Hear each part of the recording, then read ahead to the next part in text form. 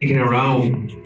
I'm Roger Costa, cultural activist in New York City, and on behalf of Dark Star Pictures, help me welcome director M.H. Murray to the stage.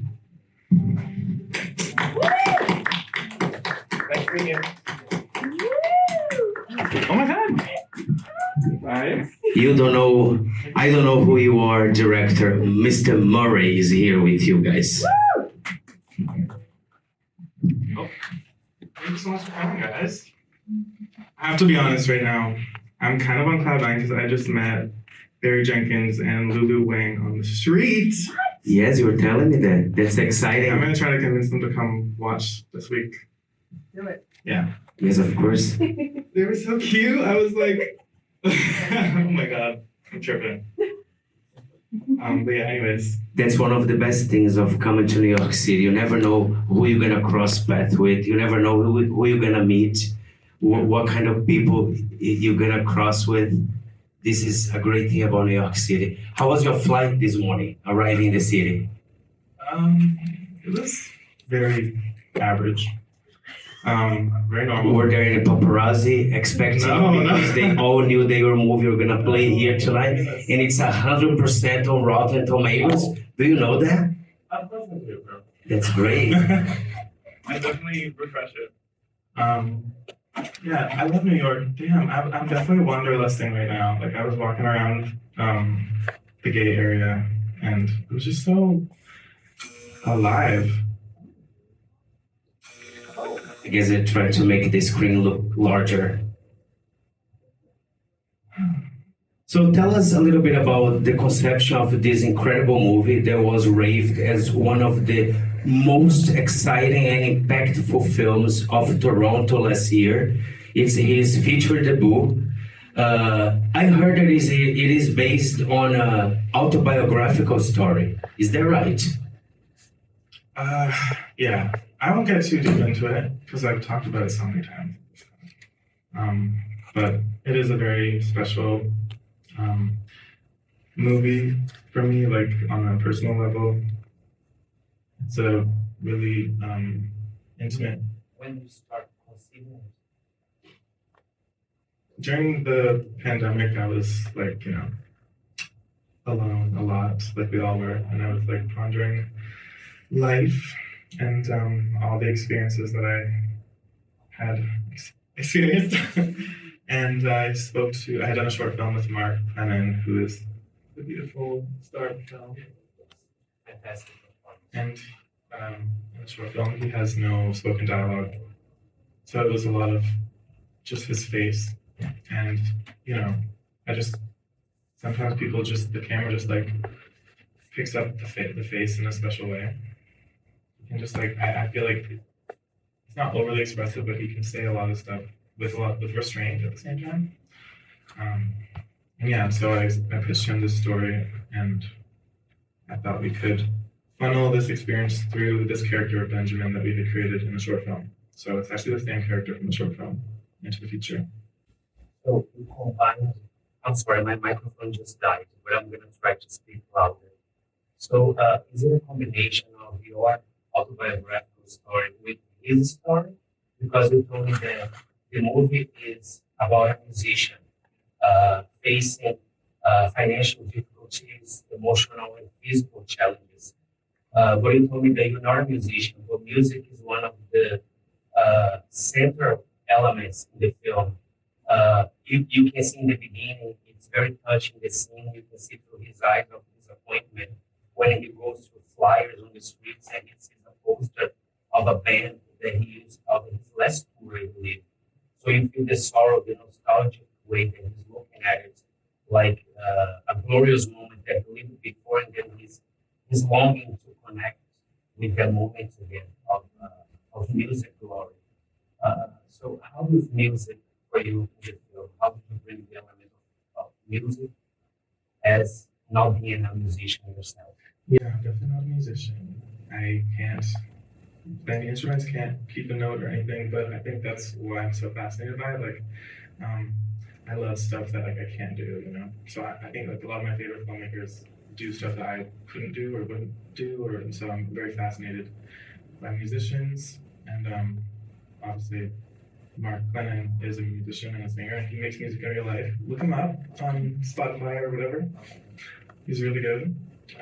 And yeah, so I wanted to do like have some separation. So like a lot of the logistical things of the story are my experience, but then we brought a lot of Mark's life into it, like with the parents and being a Jamaican immigrant living in Toronto is not my experience.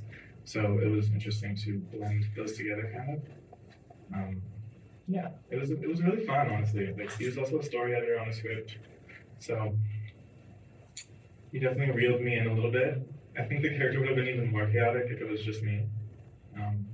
It's funny because a lot of critics are like, "He's such a mess," and I'm like, "Oh, that's kind of me that you're talking about." But that's kind of the beauty of it, I guess. Like when you make a movie like this, you're sort of opening yourself, like your vulnerabilities and stuff. So happy to do that, and it was nice to have Mark, someone that I love and trust, be like the. I hate to say like a vessel for it, but kind of like a vessel. I also love the way you switch tones at certain scenes, especially a crucial moment at the assault scene, where at the beginning it starts as a seductive, mysterious, erotic piece of homoeroticism. You use neon lights, you use opera as the background, and that is so penetrating. And then all of a sudden you switch to a horrifying, nightmarish looking like bloody, violent assault.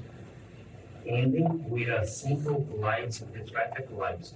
I love the accessibility that the way of creating suspense, tension out of a sexual situation that could have been horrific, but turned out to be horrifying. How did you get the scene to be rolling and to be erotic and at the same time terrifying?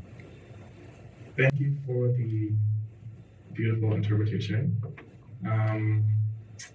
It was actually very like clinical when we shot it. Like we had an intimacy coordinator and a stunt coordinator who were kind of handling all the actual movements. So like the punching and the thrusting and stuff was all very kind of silly in real life because it was, you know, like make believe. But it actually ended up not being one of the more difficult scenes that we shot. But I like I was saying to you earlier, I just wanted to capture like this sense of tumbling from a consensual encounter to not a consensual encounter. It was important for me to show that it did start kind of consensually and then it tumbled into something else.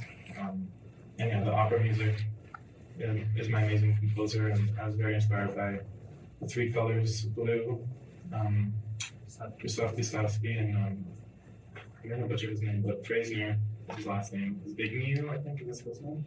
And it's one of the best scores ever. And I used it as my temp score. And so my composer was really going through it, trying to make something that. He's like, why would you use one of the best scores ever as your temp score? How am I gonna top it? And I think it really pushed and found it really cool sounds like that sound during the assault whenever the man is around. Like, it's like a weird twanging sound that we found, and it's this weird little instrument that we had found in the store. I can't remember what it's called. But yeah, the opera. I always wanted it to feel like it's not melodramatic, but like there's a lot of quiet moments where there's no music, but then there's also like big orchestra music, and that's how I experience. How about, would you like to tell us a little bit about the health system, bureaucracy, the health system procedure that it goes through? Would you like to tell us a little bit about this issue? Yeah, I was trying to like show like I didn't want it to be like too teachy or preachy, but I did want to show like sort of the gritty, nitty gritty things that you have to do, just sort of like the motions that you have to go through and the repetitiveness of having to advocate for yourself over and over to different people. It's almost like the way the system is set up, there's no like real connection between like the pharmacists and the people at the ER and the people making the laws and the people making the drugs. Like they're all separate from each other. And so you have to like retell the story every time you go to the next person, and they don't really sometimes, you know, like in the ERs, sometimes they don't have that drug or they don't even know about it. There's a lot of Shoppers Drug Marts that don't carry it. Shoppers Drug Mart is a Canadian thing. It's like a big pharmacy chain. So We have all these. right. In the film, I only did one pharmacy because I found this really cool pharmacy that had more of a grittier texture to it. So initially, my plan was to shoot at a few different Shoppers Drug Marts. So that was my experience. But the Shoppers Drug Marts, they're kind of like very white and too bright and a bit too sterile, I think. So that's why we ended up shooting at the pharmacy. And Break into the pharmacy, trying to. no, he's a real, like, all the healthcare workers in the film are real healthcare workers. The pharmacist is a real pharmacist. That's his pharmacy. And he was like, People think that's. he literally is such a diva. Like, we showed up and we were like location scouting, and he was like, he literally like slinked over. He was like, I can act. And we're like, oh, really? And I sent him the script, and yeah, he did his thing. And now he's like literally taking acting classes and stuff. So I may have unleashed a monster onto society. But yeah, it was nice to have that real person vibe, I think, because also Mark is not, well, he has an agent and stuff because of TIFF and everything. But before this, when we made this film, he had never really been in a movie before other than my short film. And he's mostly a musician. So it was, I wanted to match that. I wanted everyone in the film, for as much as I could, try to match that feeling that he had of just like being really natural. Both of you have a brilliant future ahead of you. Oh, okay. Your techniques, your sensibility, the approach to the issues you depict in this film is very compelling, and his performance is extraordinary. Since the first moments in the beginning when we see him at home, the melancholy, the desperation, the financial struggle that he's going through. Let's open up to the audience. Do you guys have any questions? To Mr. Murray? Yes? I just want to say I'm eating a burrito right now. That's Oh, how really? much it's affected me right now. Like this was like The sorry, stress I'm eating? covered. Yeah, stress eating. Period. I have never seen like a relatable experience like this in like documented this well, like cinematically. Like this is deserving of changing like state legislation and maybe a lot more, like in terms of the effect that it have on people in terms of raising awareness on stuff, because like it's very like it synthesizes the experience really well. Like it's like I've never seen this quite as well done. I think it could like Thank you. Thank you so much. Oh my goodness. like actually watch it. You're gonna make me emotional. Yeah. Yeah, like, No. You guys have any questions? No, I appreciate it. And I love your hat too, by the way. I have to like hide. Yeah. Oh my god, the documentation. Thank you. Thank you for coming. Thank you so much. Tell your friends. It'll be here all week. So, not yet. Well, the girls, these are my friends that came through. Beautiful thespians over here. Please, if you may post on social media and tell all of your friends I'm that getting this them will here. be Like, I heard of at it. Cinema Village through next week. Yeah. Listen, the gag As of you said, it is a beautiful platform of awareness. Today should everyone should see this movie. the gag of being a filmmaker, an indie filmmaker, is like, girl, I have experienced every single type of screening. I've had beautiful sold out screenings. I've had literally this is actually nice in Calgary, girl. There was one couple in the audience, and for the Q&A, it was just us like kikiing. We're just like sitting there talking, and I was like, this is a little bit mortifying. But now that I've experienced all of it, I'm like, this is just the gig, It's just part of the game. So. It's great to have you. I'm really excited for Mark. I think I'm excited to do more projects with him, and I really hope we can find some directors who can see the vision and give him some material. How about the feeling of opening a film at TIFF, one of the greatest film festivals in the world? And you're from Toronto, it's your home city. How was the excitement of having a film opening there and the reception? It was kind of stupid, like the whole thing. It was really a dream come true moment. the screening sold out on like the first day, and I was like struggling to get tickets for my family and stuff. It was super fun. I felt like a rock star, and I was on my Instagram story just posting about it all the time, having fun. I know the girls are sick of me at this point, but yeah, it was so amazing. But I think my favorite screening so far has actually been at the BFI Flair Festival in London. It's the first queer festival that we did, and I don't know if it's like British, like the crassness, because they just got a lot more of the humor that I was going for. I feel like no, but it was so funny because they understood. Like I wanted people to see the levity in certain moments, you know, and so that was a fun screening. At TIFF, it was more like emotional, more serious, and I think it was good to experience that as well. I cried on stage. It was super embarrassing, but it was. I'm happy it happened. Hopefully, I don't cry next time. But yeah, it was a great experience, and yeah, I'm so proud of all these actors. And how was it to edit the film?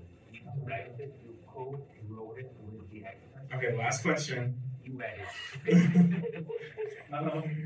The editing was, oh my god, it was like horrible. It was horrifying, and then it was amazing. You know, editing is my favorite part of the whole process.